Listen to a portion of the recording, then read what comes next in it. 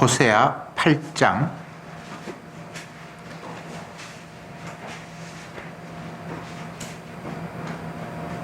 8절부터 마지막 절까지 교독하겠습니다.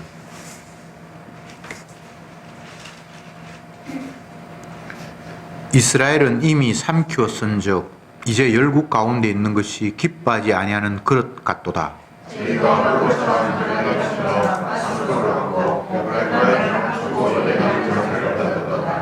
저희가 열방 사람에게 값을 주었을지라도 이제 내가 저희를 모으리니 저희가 모든 백성의 임금에 지어준 짐을 인하여 서하기 시작하리라.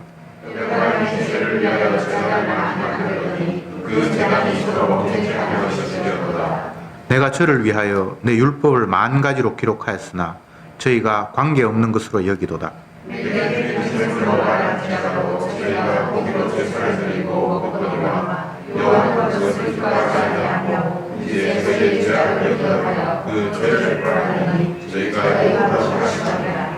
이스라엘은 자기를 지은 자를 잊어버리고 정각들을 세웠으며 유다는 견고한 성읍을 많이 쌓았으나 내가 그 고을들에 불을 보내어 그 성읍을 삼키게 하리라.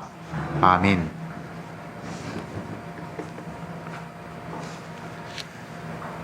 호세아가 하나님 앞에 계시를 받아서 이스라엘 백성들에게 이 말씀을 전할 당시에는 이미 남과 북이 나누어져 있고 북쪽 이스라엘, 그러니까 하나님의 정통성이 없는 왕권, 다윗 왕권 말고 자기들이 세웠던 이 왕권을 가진 이쪽 북쪽 이스라엘을 향해서 고발하고 책망하는 말씀들이 호세아 입을 통해서 전해졌습니다. 물론 간간히 남쪽 유다도 포함이 되어서 하나님의 심판을 이야기하지만 주로 북쪽에 있어 일어나야 될 일들, 앞으로 있을 일들을 예언했던 내용이 본문의 내용입니다.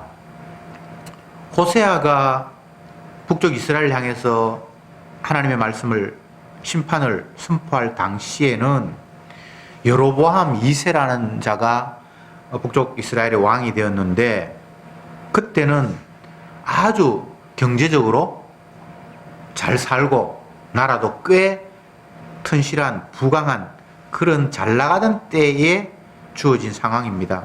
그래서 하나님의 말씀이 잘 그들에게 받아들여지지 않았을 거예요. 잘 살고 넉넉한데 너희들이 굶주린다고 그러고 핍박받는다고 그러고 하니까 그들에게는 현실감이 없었을 겁니다. 물론 몇 년이 지나고 난 후에 정말 하나님의 예언대로 그들은 전 세계에 뿔뿔이 흩어져 버렸고 나라 잃은 그런 서러움에 처하게 되지만 현 상태에서는 이 호세아 이야기가 정말 너무나 현실감이 없는 그런 이야기로 그들은 들려졌을 거예요. 8절에 보면 이스라엘은 이미 삼키웠은즉 이제 열국 가운데 있는 것이 기뻐하지 아니하는 그릇 같도다. 이렇게 예언이 됩니다. 이미 삼켰다. 전혀 삼킨 적이 없는데 지금 나라가 잘 나가고 있어요. 부강해요.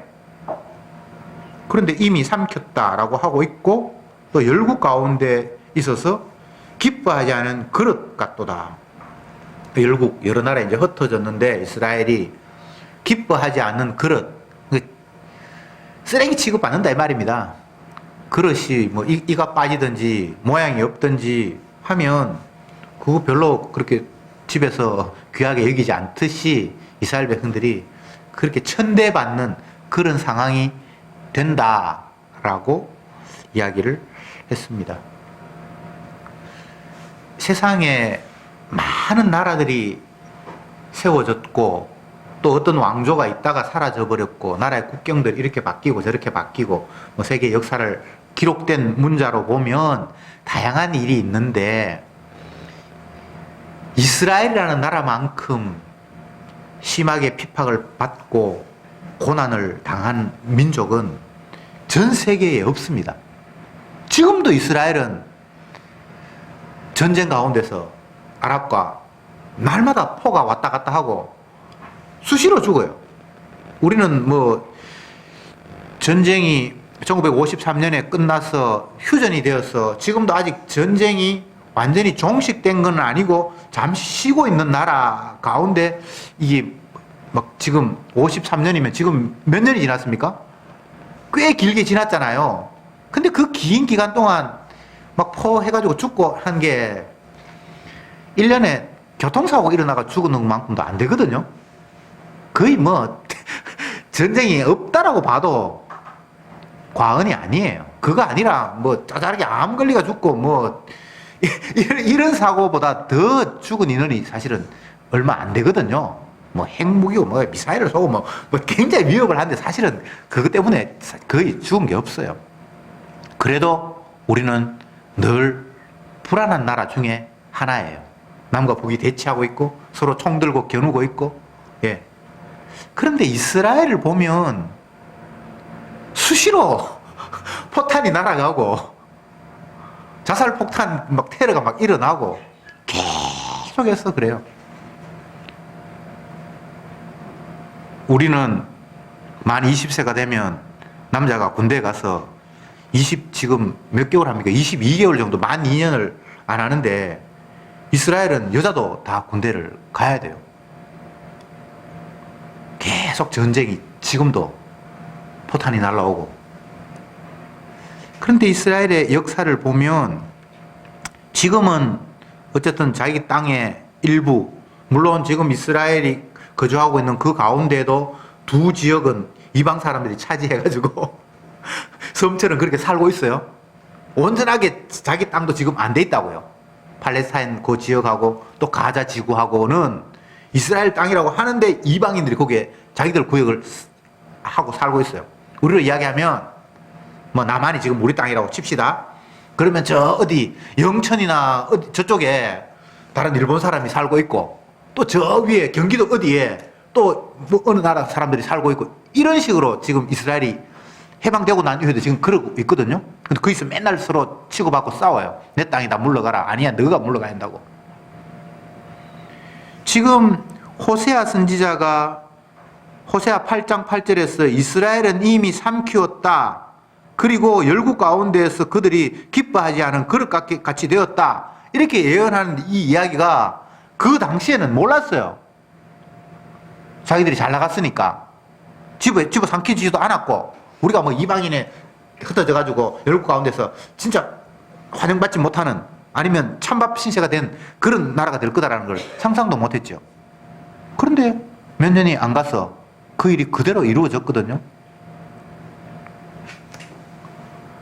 이스라엘의 역사를 한번 읽어보면 정말 눈물이 나요. 너무나 하나님이 크게 진노를 하셔서 이들을 아프게 하셨구나. 자기 나라를 잃어버린 것. 북쪽 이스라엘이 아수르에게 침략이 되어서 나라를 잃어버렸을 때가 예수님 오시기 722년 전. 그리고 두 동강 남은 유다마저도 586년에 바벨론에게 포로 잡혀가 버렸어요. 그러니까 예수님이 오시기 약 700년 전부터 나라가 거의 없어졌다고 봐야 되겠죠? 그러다가 예수님이 오실 당시에도 자기 나라가 아니었고 로마의 식민지 됐잖아요. 그렇게 해서 그들이 해방된 지가 1958년인지가 유엔에서 그들을 해방시켜줘가지고 지금 현재 이 팔레스타인 지역에 자기가 이스라엘이라고 국가를 형성하고 있거든요. 근데 100%가 아니고 두 지역은 외국인 이방 지역 여전히 살고 있고. 그러니까 무려 2000년 넘게 나라를 잃어서 각 지역으로 흩어져 살았고, 여기 보면 기뻐하지 않은 그릇같이 되었다 그러는데 2차 대전 일어나기 전에 전 세계에 흩어져 살았던 유대인들 가운데 독일에서 살았던 유대인들이 가장 심하게 이제 핍박을 받았다 그러는데 히틀러에 의해서 나중에는 뭐 그냥 가스실에서 잡아 죽여버렸잖아요. 이런 민족은 이 열등한 민족이기 때문에 이 지구상에 살면 안 된다고. 그런데요, 독일뿐만 아니에요. 러시아로 가고 다른 나라로 가고 이스라엘, 근데 전 세계로 흩어졌거든요. 그들의 눈물겨운 사연을 보면 정말 너무나 불쌍해요. 그런데 인간적으로 보면 그들이 남의 나라 땅에 가서 살면서도 미움받을 짓을 계속해요. 왜냐하면 자기들은 선택받은 민족이라고 저것끼리 잘난 체하고. 그냥 그날에 동화되어 살면 되는데 그들은 결코 동화되지 않아요. 자기들끼리 거기에서 뭐 자기 음식을 따로 먹고 돼지고기 먹으면 안 된다 그러고 자기들끼리 안식일날 뭐 지내고 할례 행하고 어쨌든 구약을 계속해서 그들은 고수하면서 메시아가 올 걸 엉터리 신앙을 계속해서 갔기 때문에 그 지역의 사람으로 보면 그들이 굉장히 미워요. 차라리 남의 나라에 살면 그냥 동화되고 같이 살면 좋은데 꼭 저들끼리 잘난 척하고 자기들은 하나님 택한 백성이라고 그러고 너는 이방인이라 그러고 꼭 그 소리를 하면서 살았어요. 그러니까 얼마나 미움을 받았겠습니까? 지금도 마찬가지예요. 유대인들 굉장히 독한 사람들이에요. 결코 자기의 율법을 포기하지 않아요. 그들의 음식 먹는 문화들은 독특해요. 아무거나 안 먹습니다. 그냥 식당에 가도 이거 뭐가 들었습니까? 돼지고기 들었습니까? 이렇게 따져요. 그러니까 미움을 받을 수밖에 없겠죠. 어쨌건 호세아뿐만 아니라 수많은 선지자들이 예언을 했습니다. 너희들이 전 세계에 흩어져서 미운 도토리가 될 거다. 그들이 너희를 짓밟을 거다. 지금도 그게 계속해서 진행이 되고 있어요. 하나님의 말씀이 얼마나 무서운지 몰라요. 9절에는 이렇게 됐습니다. 저희가 홀로 처한 덜나기처럼 아수르 같고 에브라임이 값주고 연애하는 자들을 얻었도다. 덜나기 같다라는 이야기는 통제불능의 짐승이에요. 덜나기는 지 마음대로 쫓아다니는 거예요. 집에서 기르는 나귀는 순종을 해요. 짐도 싣고 사람이 나귀의 등에 타기도 하고 하는데 덜나기 이거는 이게 가축이 아니에요. 지 마음대로 쫓아다닌다는 거예요. 그러니까 이스라엘 백성들이 하나님의 말씀에 순종하거나 뭐 복종하는 것이 아니라 지 마음대로 행동하는 걸 덜나기라고 표현을 한 거예요.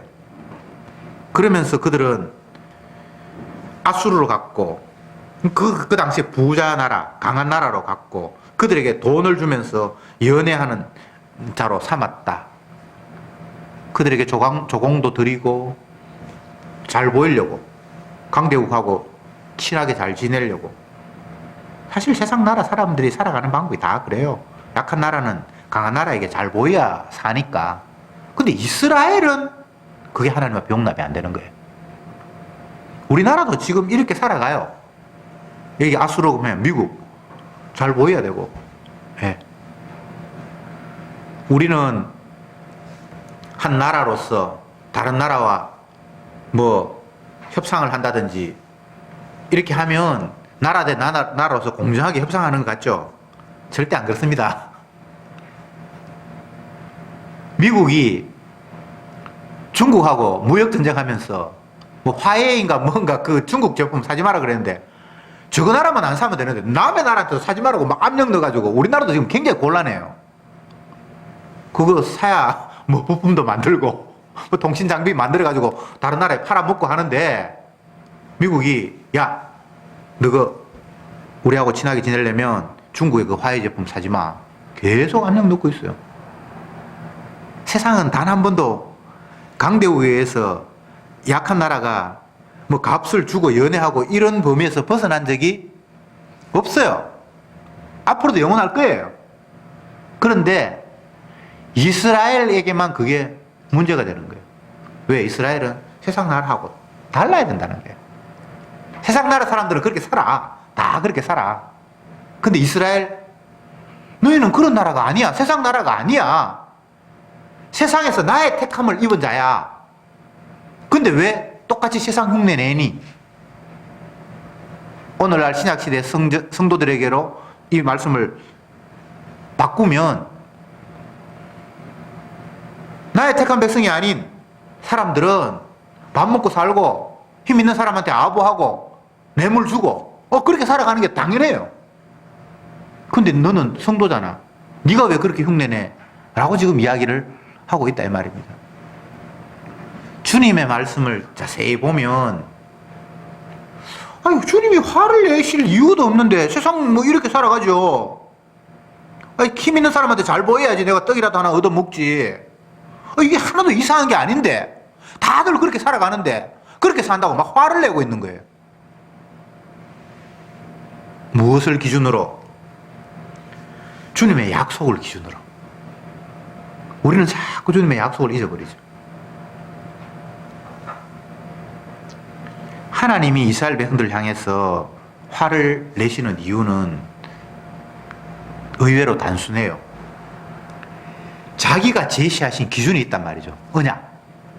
너는 내 백성이니까 이렇게 살아야 돼 라고 주님이 제시하신 말씀이 있어요.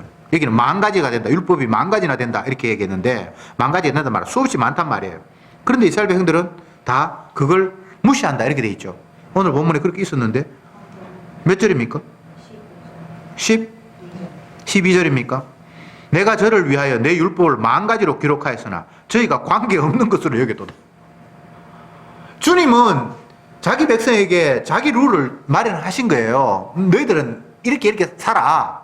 그게 막 많아요. 그 내용이. 그런데 이스라엘 백성들은 아예 입 싹 닫고 무시하는 거예요. 그러니까 하나님이 화를 안 낼 수가 없는 거예요.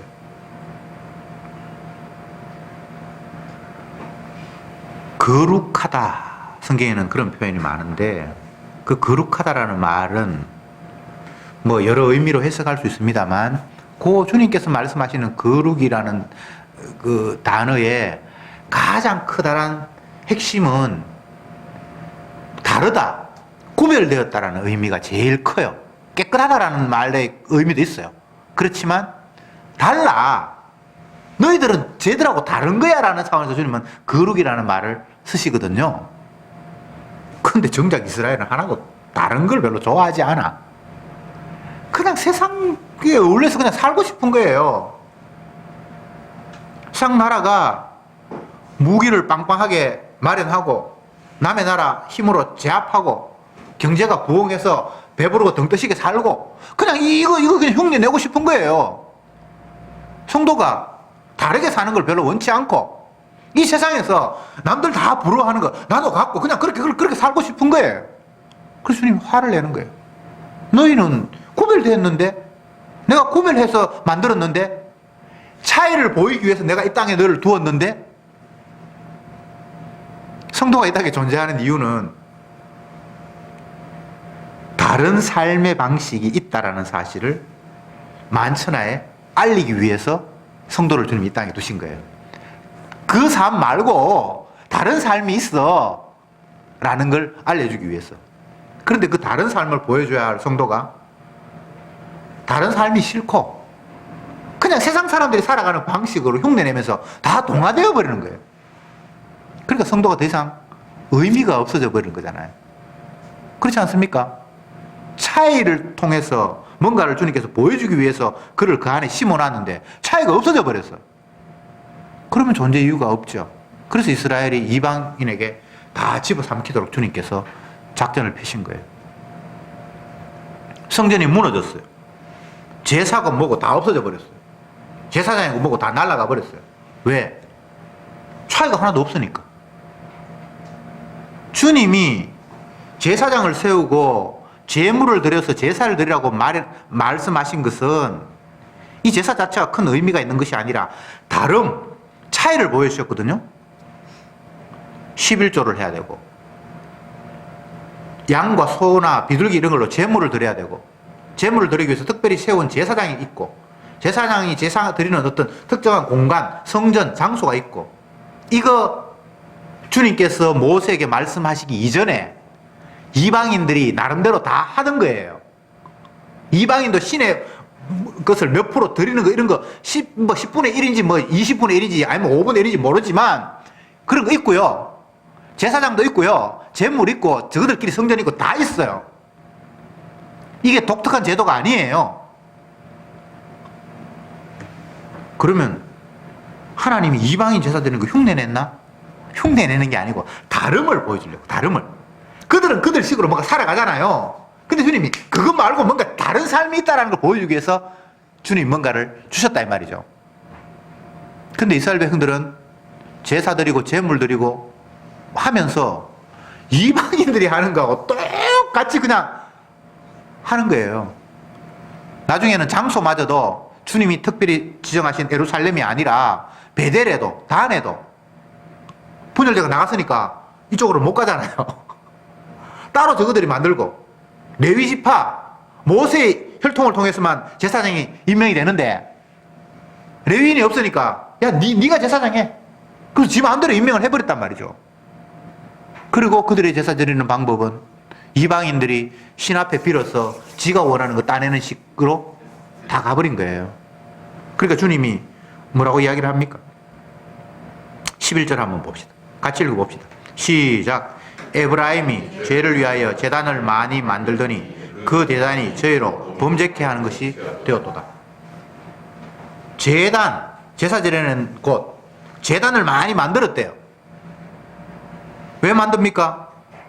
죄를 위해서, 죄 씻기 위해서. 그런데 그게 죄를 범하는 게 돼버렸다는 거예요. 참 아이러니하죠. 하나님 섬긴다고 하는 일이 하나님을 화나게 하는 일이 되고 만 거예요. 그러니 이들은 차이를 보여줌이 아니라 나도 그냥 세상 사람이고 싶어요 라는 식으로 그냥 가버렸다는 거예요. 텔레비전을 보면 너무나 유혹하는 게 많아요. 사람들이 여러 가지로 중독이 된다고 하는데 어떤 사람은 홈쇼핑에 중독이 된다. 홈쇼핑. 딱 켜면 물건이 막 나오는데 너무 신비한 거예요. 뭐 희한해. 예전에 보지도 못했던, 듣도 보도 못했던. 근데 그게 이제 곧 팔린다는 거예요. 지금도 싸게 파는 거라는 거예요. 요 기회 놓치면 훨씬 더 비싸게 주고 사야 돼. 그래서 사람들이 그게 속아서 지름신 카드를 그냥 끌어버린다는 거예요.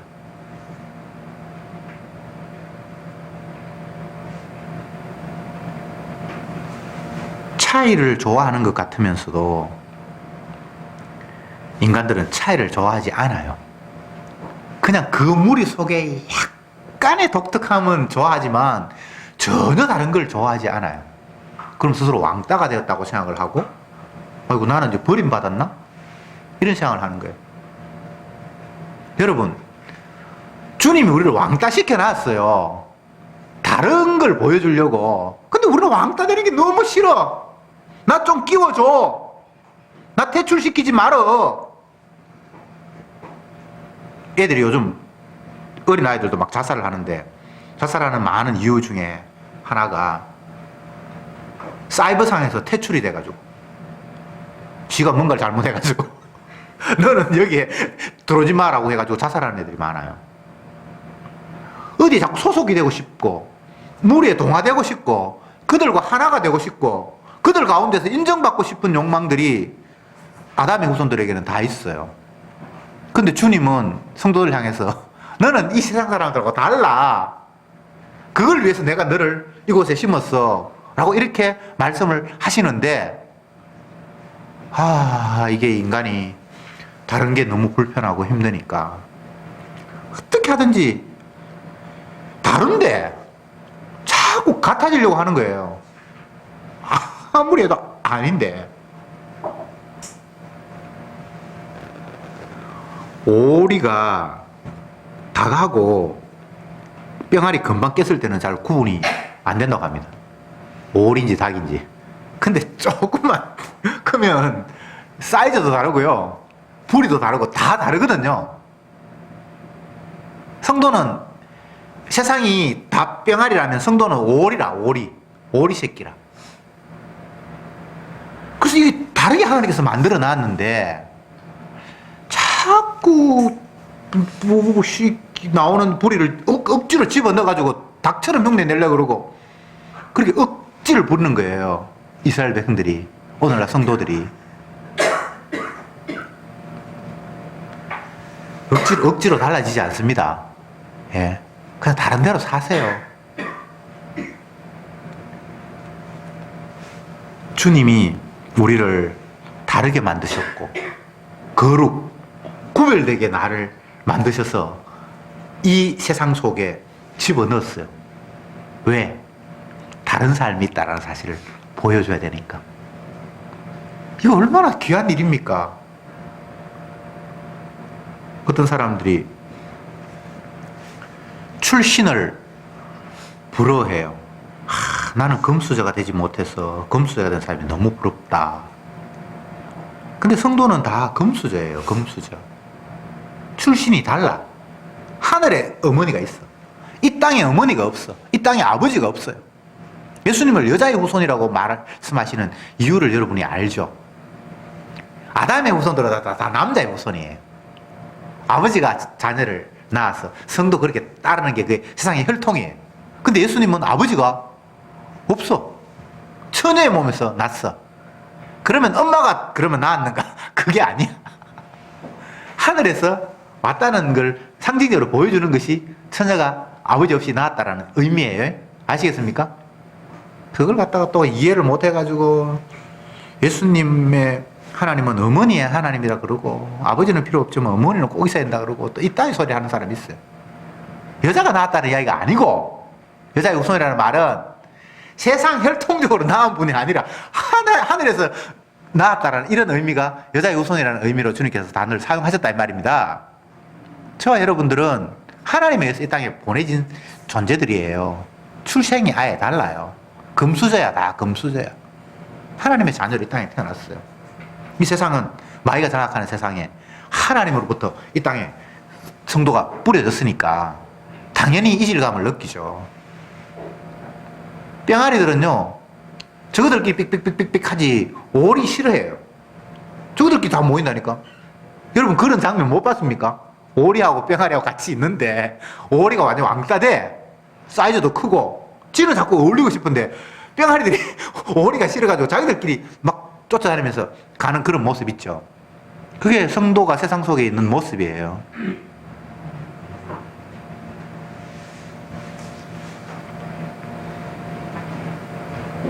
다시 11절을 거론하겠습니다. 에브라임이 죄를 위하여 제단을 많이 만들더니 그 제단이 주로 범죄케 하는 것이 되었도다. 제단을 왜 만듭니까? 죄 사함 받으려고, 복 받으려고. 하나님 지정하신 것도 필요 없어요. 자기들이 이 동네도 세우고 저 동네도 세우고 아무데나 가야 되니까. 백성들이 제사를 원하고 있는데 왕의 입장에서는 저 예루살렘은 이제 우리하고 등을 져가지고 못 가잖아요. 분열대가 나왔으니까. 이스라엘이 분열되고 나온 이후에 제일 먼저 한 일이 제단 만드는 일이었어요. 그래서 저 위에 베델에도 하나 세우고 이 밑에 반대다. 베델이 미치고 단이 위 가기 좋도록 두 군데까지 만들었어요. 원래 예루살렘에 이제 하나 있는데 예루살렘에 이제 국경이 저쪽으로 넘어갔으니까 못 가니까 저 위에 경기도 쪽에도 하나 하고 이 부산 쪽에도 하나 하고 펠레들 가까운 데로 가라고. 근데 백성들이 나중에는 그거 두 개로도 모자라가지고요. 군데마다 다 제단을 세웠어요. 그걸 이제 산당이라고 그러는데 뭐 조금만 또 신비한 나무 있고 이상한 계곡 있으면 거기도 다 제단을 만들어서 손 비비고 발 비비고 한 거예요. 이건 차이가 아니에요. 차이는 예루살렘, 차이는 레위인의 후손, 제사장, 차이는 정결한 제물의 죽음, 피. 물론 궁극적으로 지향하는 그 차이는 하나님의 아들입니다. 아들. 하나님의 아들의 죽음만이 그 백성의 죄를 깨끗하게 할 수 있어요. 그런데 이들은 스스로 차이성을 무너뜨려 버렸어요. 그래서 그들의 제사가 오히려 하나님을 더욱더 화나게 하는, 죄 씻으려고 하는 그 행동들이 더욱더 죄를 추가시키는 그런 일이 되고 말았다라는 것이 주님의 평가입니다. 어떤 노래 가사에 보면 인생이 하얀 도화지에 뭔가를 쓰내려가는 것이 인생이다, 이렇게 표현을 했어요. 인생은 미완성, 쓰다가 마음 편지, 뭐 계속해서 써가야 돼 라고 이제 이렇게 얘기를 하죠. 그런데 주님은 피를 흘리셔서 인생을 싹 지워버려요.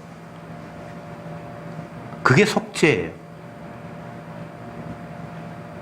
뭔가를 제대로 쓰면 멋있는 인생이 될 것 같은데, 인생은 하루 살고 이틀 살고 3일 살면서 계속해서 죄가 쫙 나열이 돼요. 히스기야가 병이 걸려서 죽는다고 이사야 선지자를 통해서 통보를 받아요. 너 이제 죽어. 그러니까 막 손이야 발이야 되도록 빌면서, 내가 그동안 주님 뜻대로 살려고 애쓴 것도 많잖아요. 나 좀 살려주세요. 이사야가 죽음을 통보받을 때 나이가 굉장히 젊어요. 40대 정도밖에 안 됐을 거예요. 그러니까 죽는다는 게 참 애도 아직 어리고 인생도 아직 많이 못 살아봤고 너무 억울하잖아요. 그러니까 막 살려달라고 비는데 하나님이 조금 더 생명을 연장시켜줄게 15년 생명을 연장받았어요. 근데 성경이 참 너무 화가 나게 기록이 돼 있어요. 15년 동안 제대로 사는 게 아니고 죄를 더 많이 지었다라고 그렇게 딱 기록하고 있어요. 그게 히스기야의 산만일까요? 그렇게 보면 성경을 완전히 오해하는 거예요. 모든 인간이 그러하다는 거예요.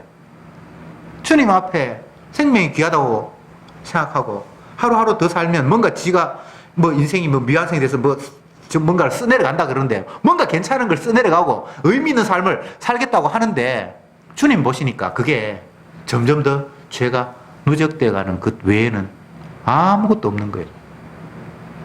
50년 살면 죄의식 죄가 50년이 쌓여있고 90년이 살면 90년이 쌓여있고. 아니 바르게 하면 되잖아요. 아니에요. 바르게 못해요. 개가 개걸음 걷지 다른 걸음을 걸을 수 있겠어요? 안 돼요. 태생적으로 안 돼요. 우리에게는 전 시간에 성경 공부 말씀을 드렸듯이 사울의 역할은 예수님을 핍박하는 역할이에요. 그게 모든 인류의 역할이에요. 다윗의 역할은 예수님의 역할이에요. 핍박받으면서 핍박하는 자를 용서하는. 그래서 우리가 뭔가를 잘한다라는 그런 생각을 아예 하면 안 돼요. 그럼 뭐 어떡하는데요?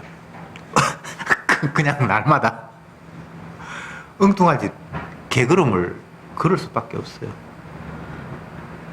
그런데 성도에게는 주님의 은혜가 와서 내가 개걸음 걷고 있다는 사실을 깨우쳐 주시는 거예요. 내가 오늘도 주님을 찌르는 일을 내가 하고 있구나라는 사실을 깨우쳐 주시는 거예요. 다시 말씀을 드리죠. 모든 인류는 예수님을 십자가에 못 박는, 핍박하고 죽이는 그 일에 다 하나가 되었습니다. 안 한다 그게 아니고 그게 이 땅에 태어난 아담의 역할이에요. 역할. 제가 성경 이야기하고 있습니다. 제 생각을 이야기하는 게 아니고. 그런데 놀랍게도 우리가 그를 찌르고 죽이는데 그분이 죽임당하면서 그 피 흘림을 내가 네 죄 때문에 피를 흘려서 너는 내가 씻어줄게 라는 식의 역할들을 하나님의 아들이 담당한다는 거예요. 이게 복음이에요.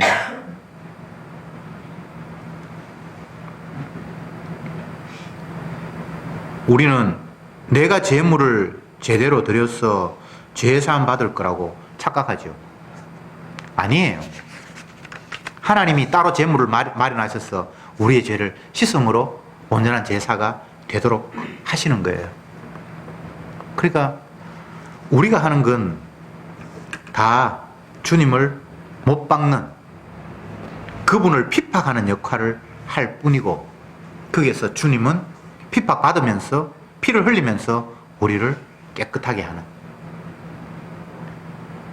인생은 자기가 뭔가를 하나하나 편지를 쓰듯이 뭔가를 쌓아가면서 그것을 의미 있거나 보람 있거나 뭔가 제대로 쌓으면 제대로 된 인생이라고 생각을 하는데 그런 인생은 없고요. 다 엉터리로 죄를 쌓아가는 인생인데 주님이 피를 흘려서 그 하얀 도화지를 원위치로 만들어버리는 것. 그게 주님께서 하시는 일이에요. 그가 단번에 죽으심으로 우리를 깨끗게 하셨느니라. 이런 방법.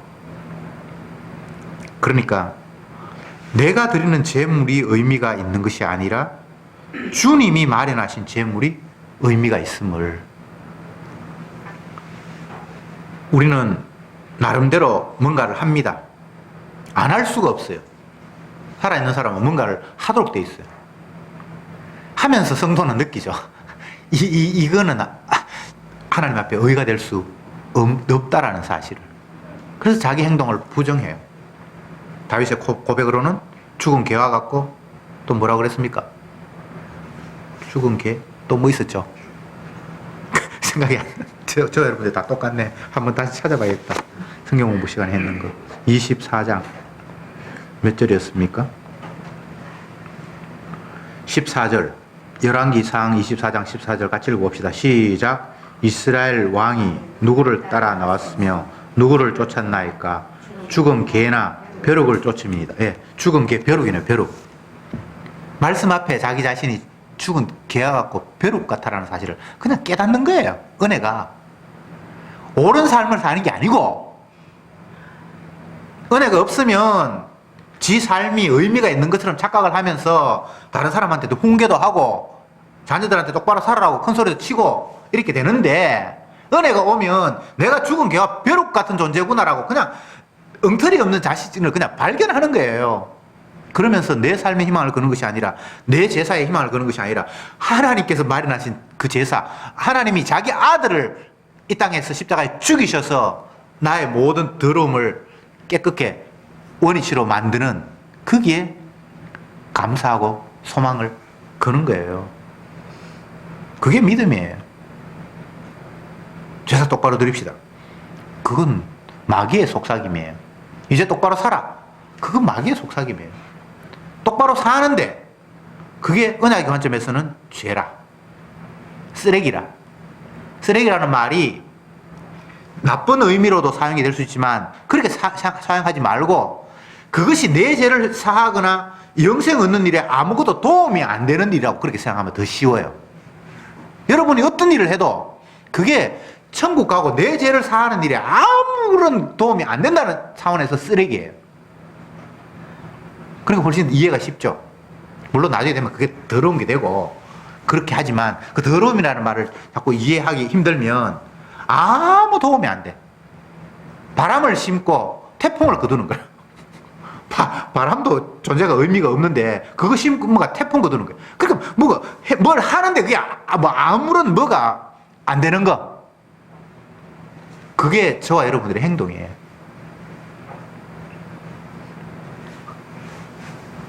텔레비전을 보면 이 세상에서 성공했던, 뭐 그게 부자가 되었거나 스타가 되었거나 뭐 이런 사람들의 이제 지난 삶들에 대해서 조명을 하는 그런 게 많이 있어요. 여러 군데 채널에서 그런 게 다 있어요. 소위 말하는 유명한 사람들의 어떤 삶을 쭉 보여주면서 지자랑도 하고, 남들에게 이렇게 살면 당신들도 뭐 유명한 삶이 될 수 있습니다라는 그런 식의, 이제 쉽게 이야기하면 옛날에 저희들이 책 읽을 때 위인 전기전집 읽는 것처럼 그렇게 프로그램이 진행이 되는 거예요. 예. 그걸 보면요, 참 기가 차요. 자기가 명성을 얻고 사람들에게 인정을 받았다라고 일단 결론을 지어놓고 과거를 돌이키면서 내가 정말 열심히 노력하고 땀 흘리고 애써서 오늘날 이 자리에 왔다라는 거예요. 자기 간정이죠, 그죠? 근데 주님이 볼 때는 그게 다 지워야 될, 그냥 그것이 있어서는 하나님 나라에 들어가는데 걸림돌이 되는 것들밖에 없는 거예요. 그래서 주님은 피로 우리를 다 씻어버려야 돼. 피로 안 씻어도 될 뭐가 아무것도 없는 거예요. 그러니까 우리의 행동이 기대를 건다는 자체가 정말 이거는 말이 안 되는 거예요. 14절을 보겠습니다. 이스라엘이 자기를 지은 자를 잊어버리고 정각을 세웠으며 유다는 견고한 성읍을 많이 쌓았으나 내가 그 고을들을 불을 보내어 다 삼키리라. 정각을 세우고 성읍을 세우고 자기를 지으신 하나님은 잊어버리고 하나님이 우리를 어떻게 만드셔서 어떻게 인도할까에 대해서는 전혀 관계없고 생각도 안 하고 주님이 자기 영광을 위해서 나를 이 땅에 두셨고 살려주셨고 차이를 통해서 새로운 생명이 있다라는 것, 사는 방법, 이런 방법 말고 이거는 죽는 방법이야, 이런 방법 말고 진짜 영생하는 방법이 있어라는 그 차이를 보이기 위해서 성도를 이 땅에 뒀는데 그 두신 하나님은 까마귀 잊어버리고 지 스스로 살겠다고 정각을 짓고 성읍을 짓고, 정각은 종교적인 뭐 어떤 건물, 성읍은 살기 위한 어떤 그 요새 같은 거를 만드는, 근데 주님이 다 불사질로 분다는데 이게 다 바벨탑이니까 하나님이 무너뜨릴 수밖에 없는 거잖아요. 지워야 되잖아요. 지워야 되잖아요. 우리가 쌓아놓은 것, 일평생 편지에 써서 우리 인생을 하나하나 쌓아놓은 것, 아니면 스타가 되어서 뭐 과거가 다 아름답게 시장이 될 수 있는 그 모든 것들을 주님이 무너뜨리고 지우지 않으면 영생이 안 되는데요. 천국이 안 되는데요. 더러운 걸 가지고는 하늘나라에 못 가잖아요. 이런 것들은 하늘나라를 유업으로 받지 못하느니라. 이런 것들이 우리가 평소에 해왔던 그런 것들이에요. 뭐 스타가 되었건 아니면 뭐 거지로 살았건 뭐 어떻게 살았건 간에 인간이 살았던 것들은 다 지워야 될 대상들인 거예요. 말씀의 결론을 맺겠습니다. 주님이 우리에게 주시는 말씀은 똑바로 제대로 잘해라는 이야기가 아닙니다. 우리가 하는 일들은 하늘나라에 가는데 다 쓰레기이기 때문에 그거는 지워야 될 대상이라는 거예요. 그래서 우리는 내가 스스로 하는 행동을 지울 방법이 없기에 주님이 제사를 마련하셨는데, 제물을 마련하셨는데 그 제물 제사가 우리가 드리는 제사 제물이 아니에요.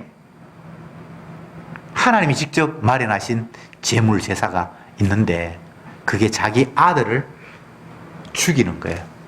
그래서 그 아들을 죽임으로 말미암아 우리는 죽이는 일에 가담하고, 예수님은 죽음으로써 백성의 죄를 내가 대신해서 죽는다고 그렇게 피를 흘렸었던 거예요.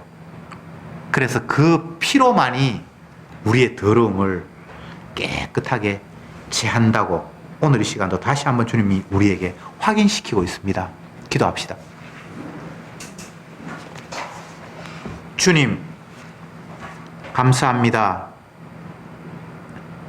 불가능한 저희들의 행위를 인정하지 않으시고